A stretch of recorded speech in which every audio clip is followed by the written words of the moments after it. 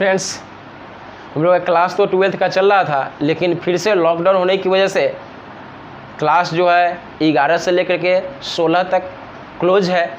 फिर 17 से हम लोग का क्लास चलेगा। लेकिन इसी बीच ये 5-6 दिन जो है वह बच्चे का पढ़ाई किसी तरह से डिस्टर्ब नहीं हो, इसलिए उस टॉपिक को मैं कंटिन्यू यूट्यूब के माध्यम से, ऑनलाइन माध्यम से कर रहा हूँ। तो 12th स्टूडेंट के लिए यह वीडियो है। मैं क्लास में पढ़ा रहा था ह्यूमन रिप्रोडक्शन, यानी कि मानव जनन। मानव जनन में मैंने जनन का क्या लाभ होता है, जनन क्यों आवश्यक है, नर जननांग, मादा जननांग, यह सारा चीज़ के बारे में मैंने क्लास में बता दिया था। और मैं यह क्लास में यह शुरू किया था युग्मक जनन। युग्मक जनन यानी गैमेटोजेनेसिस। गैमेटोजेनेसिस यानी कि युग्मक जनन होता क्या है। तो सबसे पहले युग्मक जनन को समझने से पहले हम लोग सबसे पहले समझते हैं कि युग्मक होता क्या है, यानी कि गैमेट्स। युग्मक कहते किसको है? तो युग्मक के बारे में समझने से पहले हम लोग देखते हैं कि युग्मक होता क्या है। तो युग्मक दो तरह के होते हैं, नर युग्मक और मादा युग्मक। नर युग्मक और मादा युग्मक यानी कि male gametes and female gametes. नर युग्मक और मादा युग्मक, यानी नर यानी मेल गैमेट्स, और इसको हम लोग क्या बोलेंगे? Female gametes. मेल गैमेट्स हम लोग जनरली रूप से किसको बोलते हैं? स्पर्म को बोलते हैं male gametes, and female gametes किसको बोलते हैं? ओवम को बोलते हैं। अब देखिए, यह दोनों से यह बात समझ में आ गई हुई कि युग्मक जनन होता क्या है। तो युग्मक बनने की क्रिया को, युग्मक बनने की क्रिया को युग्मक जनन कहते हैं। एक लाइन में इसको समझ सकते हैं कि युग्मक निर्माण यानी कि जेनेटिक्स का बनना, गैमेट्स का बनना, गैमेट का बनना क्या कहलाता है? युग्मक जनन। तो याद हो गया होगा युग्मक जनन क्या होता है।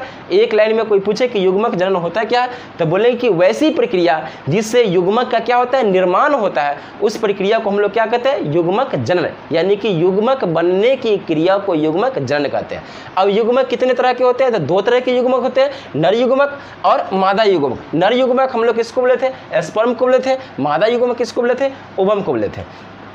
और यह दोनों का, नर युग्मक और मादा युग्मक दोनों का संलयन यानी कि फ्यूजन, दोनों का फ्यूजन यानी कि संलयन। संलयन को हम लोग क्या कहते हैं? फर्टिलाइजेशन यानी कि निषेचन। निषेचन अगर पूछ लिया जाए कि निषेचन क्या होता है, फर्टिलाइजेशन क्या होता है, तो नर युग्मक और मादा युग्मक के संलयन को हम लोग क्या कहते हैं? निषेचन कहते हैं। यानी कि स्पर्म एंड ओवम का फ्यूजन करना, आपस में मिलना क्या कहलाता है? निषेचन कहलाता है।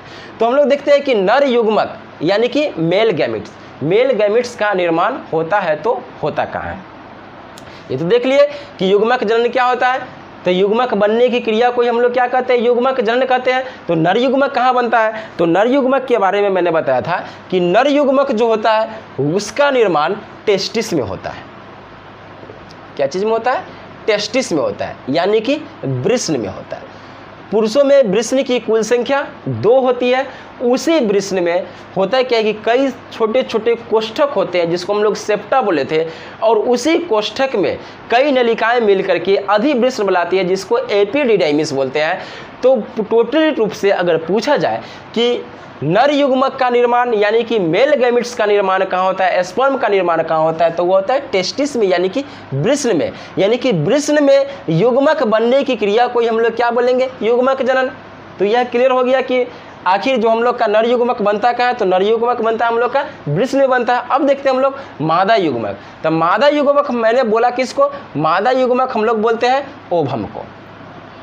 मादा युग्मक किसको बोलते हैं? ओवम को। तो ओवम बनेगा कहाँ? जैसे कि अभी इसको मैंने बोला था कि स्पर्म यानी कि शुक्राणु मेरा बना था कहाँ पे? टेस्टिस में यानी वृषण में।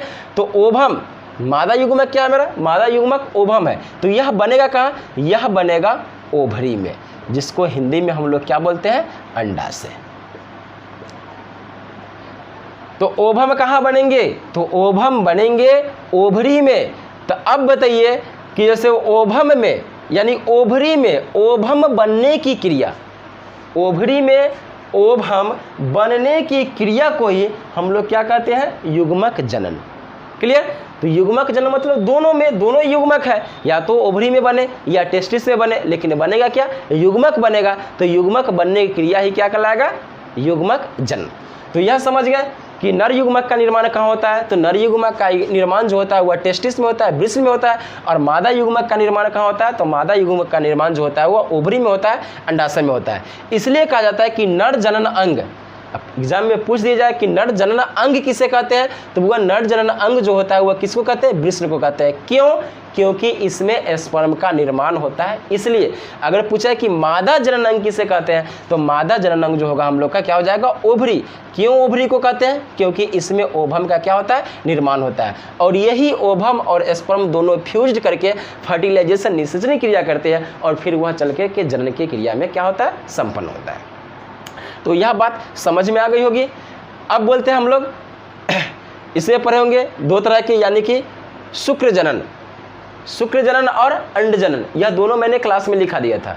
शुक्राणु बनने की क्रिया को हम लोग क्या कहते हैं, शुक्र जनन कहते हैं, और अंडाणु बनने की क्रिया को हम क्या कहते हैं, अंड जनन कहते हैं।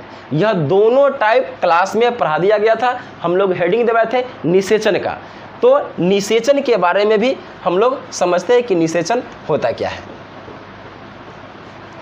चलिए हेडिंग दीजिएगा, निषेचन यानी कि फर्टिलाइजेशन। निषेचन, फर्टिलाइजेशन, FERTILIZATION, फर्टिलाइजेशन। इसके बारे में मैं अभी तुरंत चर्चा किया हूं कि नर युग्मक और मादा युग्मक के संलयन को क्या कहते हैं, निषेचन कहते हैं। इसको नोट कर लीजिए, नर युग्मक और मादा युग्मक के संलयन को निषेचन कहते हैं। निषेचन कहते हैं। क्लियर। उसके बाद निषेचन क्रिया में मैंने क्या बताया था, कौन कौन भाग लेंगे, तो नर युग्मक और मादा युग्मक यानी कि male gametes and female gametes दोनों फ्यूज्ड करेंगे तब जाके निषेचन की क्रिया होगी। तो हम लोग नर युग्मक को भी अच्छी तरह से समझेंगे और मादा युग्मक को भी अच्छी तरह से समझेंगे। तो नर युग्मक का मैंने बताया था क्या, स्पर्म। तो चलिए हम लोग स्पर्म को भी देख लेते हैं और ओवम को भी देख लेते हैं, दोनों का डिटेल्स रूप में। स्पर्म का आकार जो होता है हम लोग का कुछ इस तरह का होता है।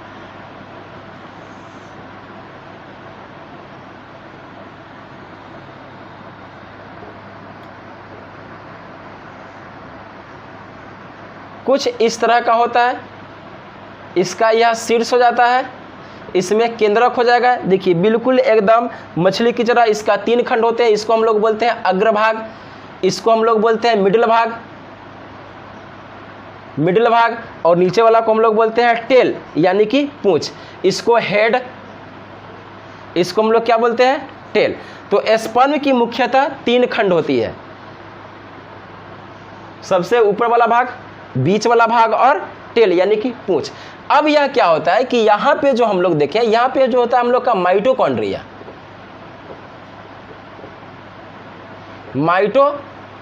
होता है।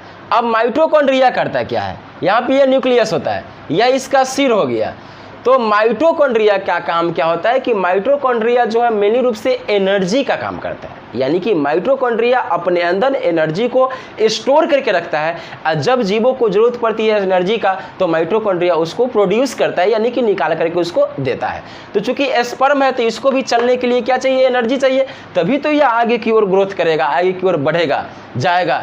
यानी कि यहाँ से लेकर के जब शुरू होगा विजाइना से लेकर के और वह कहाँ तक जाएगा, यूटेरस तक जाएगा। तो यूटेरस तक जाने के लिए उसको क्या चाहिए, एनर्जी चाहिए। तो एनर्जी कौन प्रोड्यूस करेगा, तो वो एनर्जी देगा हम लोग का कौन, माइटोकॉन्ड्रिया। तो यह 3 खंड होता है। इसका डिटेल्स रूप में हम लोग देखेंगे अगले में। पूरा स्पर्म का मैं पूरा तरह से पिक्चर बना करके भी डिटेल्स करूंगा, फिर ओवम के बारे में भी बताऊंगा। मतलब कि क्लास में जितना चीज़ पढ़ाई हो गया था उसको मैं आगे नेक्स्ट वीडियो में कंटिन्यू करूंगा।